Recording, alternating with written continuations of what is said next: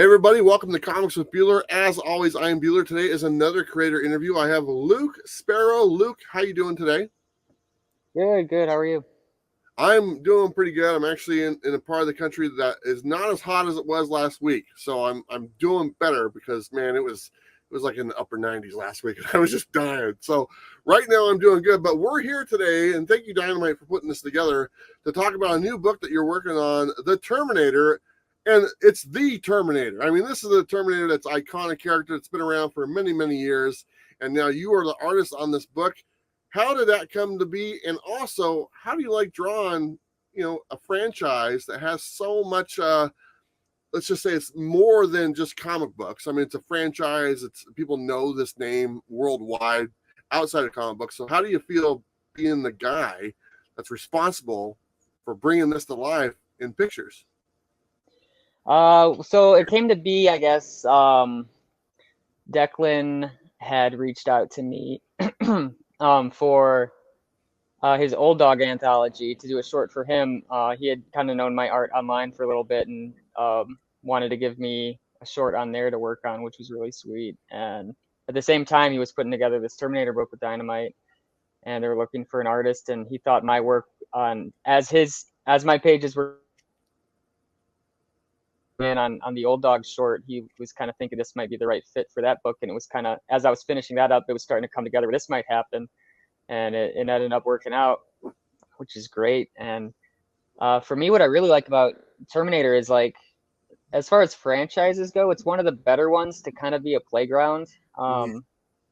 Like say if you're doing Star Wars, like there's so much lineage of the characters and kind of like continuity and who can be where and when, and maybe these characters can't actually do all this stuff in one lifetime, and it gets a little messy where like it's all just kind of really well trodden ground. And Terminator is like, the coolest thing about it is the idea, not so much like the lore of any one character, as iconic as the storylines of the movies can be. Just the space to play with the idea of the T-800 and the war and all of that is a lot of fun, and there's a lot of freedom in that. So do you feel a little bit of pressure working on the Terminator? Because knowing that this is going to appeal to comic book fans and also probably appeal to Terminator fans as well?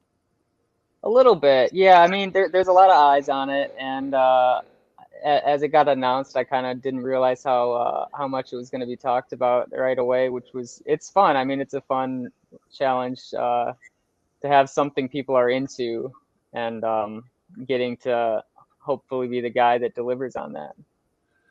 You mentioned characters. Are we going to see some familiar faces that we're all, like familiar with in the movies that we've seen, the TV shows that we've seen, or do we see some new characters? What are we looking at here as far as like when this takes place? Because the timeline for Terminator as far as movie franchises is all messed up, to be honest. I mean, it goes back and forth. We don't know what's going on. But what are we going to see in this book?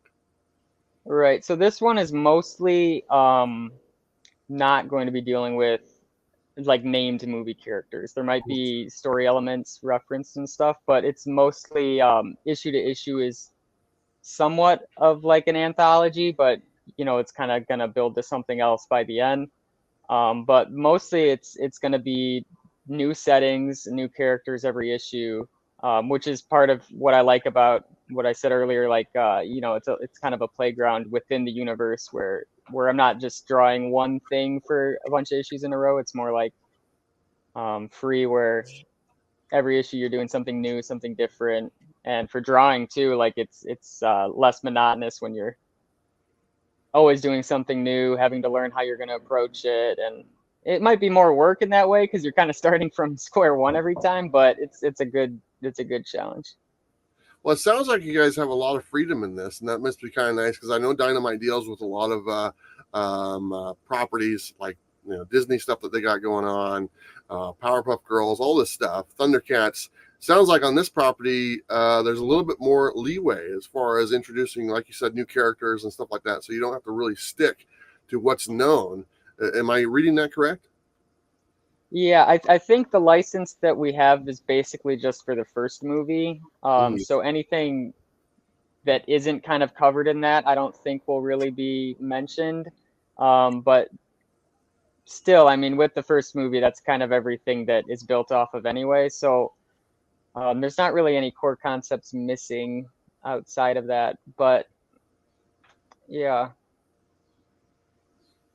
Nice. So you're working with Declan Shelby all the way over there in Ireland, if I'm not mistaken. So do you get like late night phone calls, or do you give him late night phone calls? Because there's a huge time difference between the two of you guys. Well, artists don't sleep, so I'm kind of on Irish time anyway half the time. Sure. So a lot of messaging each other back and forth at hours where I'm confused that he's even awake at all, and I don't ask, you know. He should sleep sometime. He's got like 20 projects at all times, so who knows? Yeah, I've had him on the channel before, and he seems like a ball of energy. Like you said, I don't know if he sleeps either. It sounds like you don't sleep as well. So I mean, that's kind of the life of an artist, correct? Yeah. Sometimes it can be like that. Yeah. But So it's better than not having work, because when you don't have work, there's nothing to do. So I'd rather be busy. exactly. So this Terminator book from Dynamite, is this a one shot or is this an ongoing series? I haven't jumped too far into it. It doesn't come out until I believe October 9th is the date right now. As we all know, that can be pushed up and down, you know, with Diamond. That's usually the case. But is this an ongoing series, or are we looking at just a one shot? I believe I think it's 10 issues is what we're looking at right now. Yeah, I think that's what I heard. Okay, so we'll have plenty of time and plenty of story to enjoy the Terminator and his new adventures. So anyway, everyone check that out. The link is down below for Dynamite, for the Terminator, and Previews Magazine, all that stuff. But let me talk about you real quick. And I just did a little bit of research before we came on here, and I saw that you said your dad was in the comics, and that kind of got you into comics. So let me ask you what type of collector you were dealing with back then. Was your dad a don't touch my books, don't wrinkle the books? Or was he here you go, roll them up, put them in your pocket, you're good?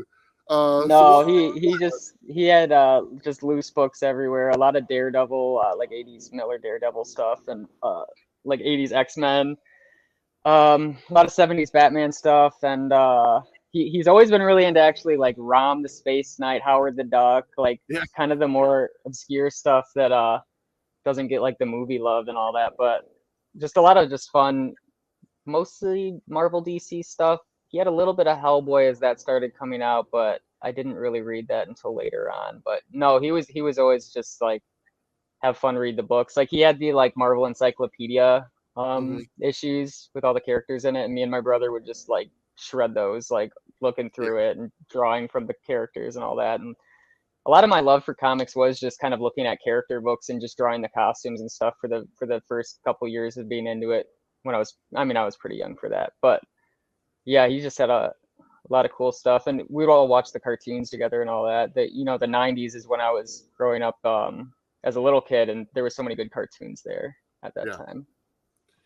So as an artist, you must have had some influences. So looking at these books from your dad's collection or whatnot, was there one certain book that you saw and said, whoa, that's awesome, I want to do that? Was there that moment where you saw that artist or whoever did it and was like, that's it, that's what I want to do, I can do this? Not until later. Basically, growing up, there was my dad's comics and stuff, and I never really bought any of my own until high school. My brother, he got me the Superior Spider-Man 1, which like blew my mind with Ryan Stegman's art, because they used to have more of like the house styles going on at Marvel DC, and seeing someone do something I like didn't really know was allowed in comics, because I had been away from them for a couple years as I was kind of like preteen into young high school years. My friends weren't into it, so I wasn't as involved. But then he brought me that, and I was like, oh my gosh, this is this stuff. Like I want to do this. And even Declan's art I found a couple years later on Venom. And just seeing guys doing stuff I didn't really know was like acceptable in Marvel kind of characters, just like really opened it up to me where like I want to do this and I want to find my own way and all that.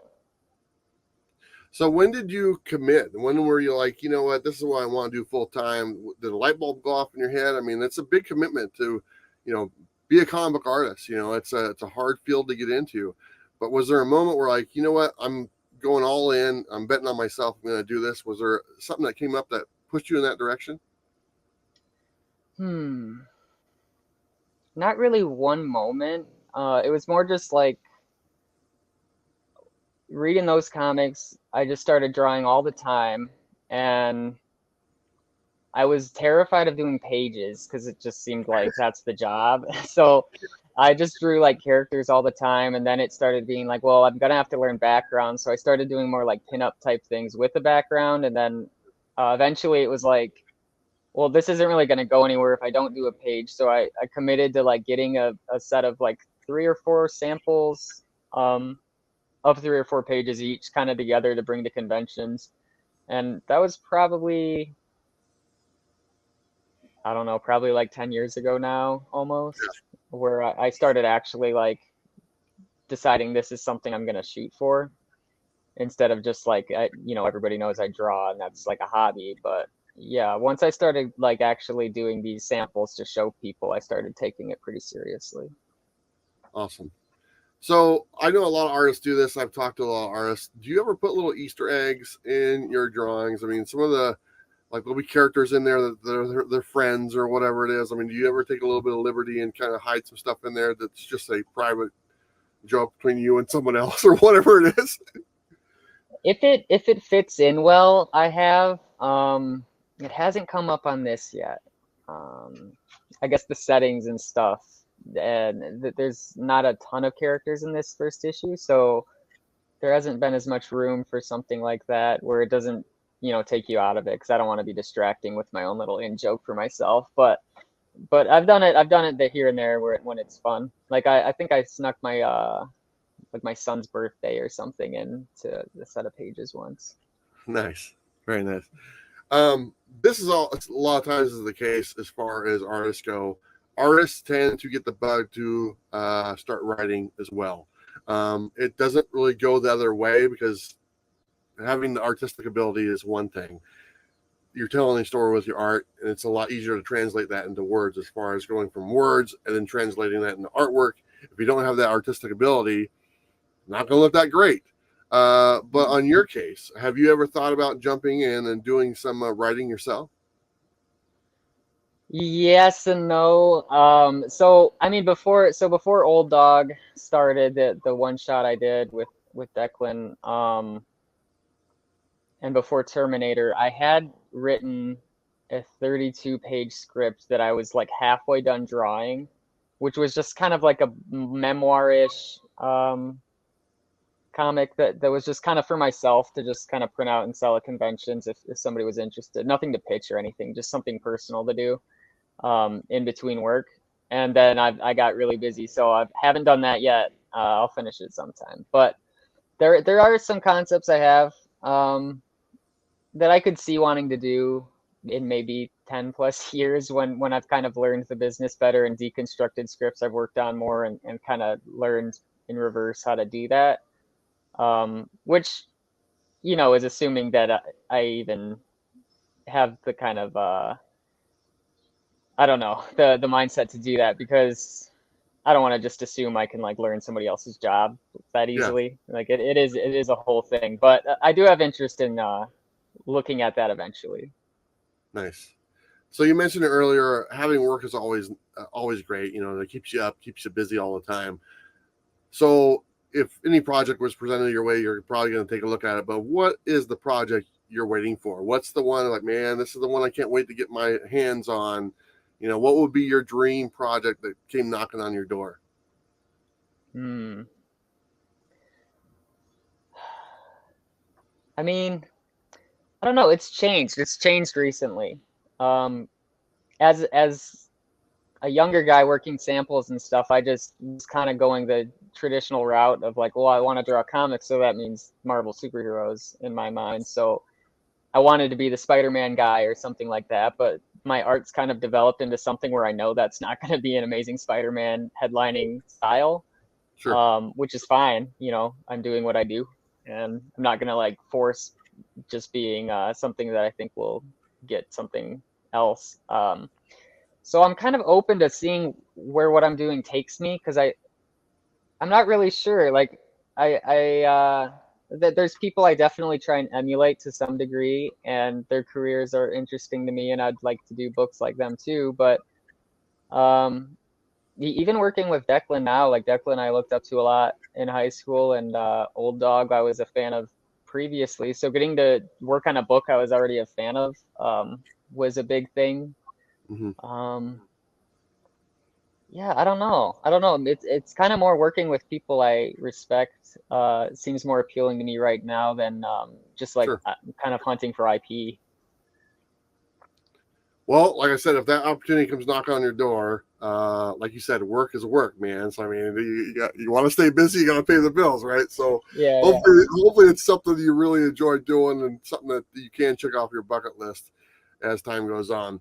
Let's jump back to Terminator really fast. Like you said, I believe it's going to be 10 issues. Dynamite now has the license. The Terminator's been around a long time in comic form. Do you remember seeing the Dark Horse Terminator comic back in the day when #1 when that came out? I mean, I remember that book. I remember the Predator came out, Dark Horse Comics, and then the Terminator one came out, and I might have got the dates wrong on those. But man, I loved the Terminator book or back then. Just bright colors, looked awesome. You ever remember that one at all? This one? It might be if that's the Dark Horse one, but Yeah, I can yeah, cover. yeah. The Dark Horse Tempest.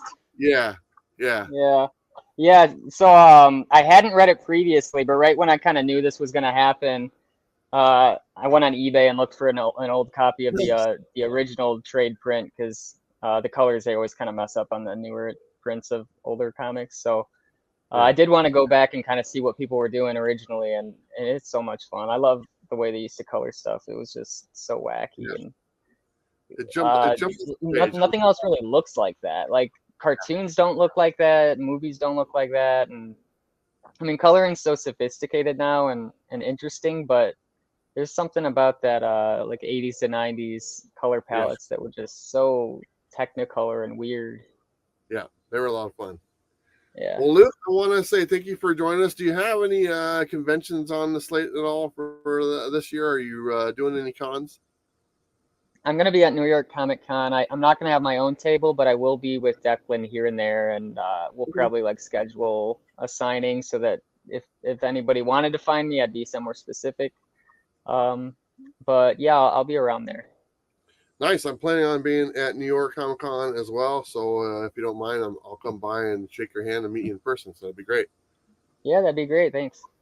Awesome. Well, thanks everyone for watching. Don't forget to check out the Terminator. Like I said, it's coming out October 9th. That's the date right now. Like I said before, we all know how Diamond works. Sometimes it gets pushed back.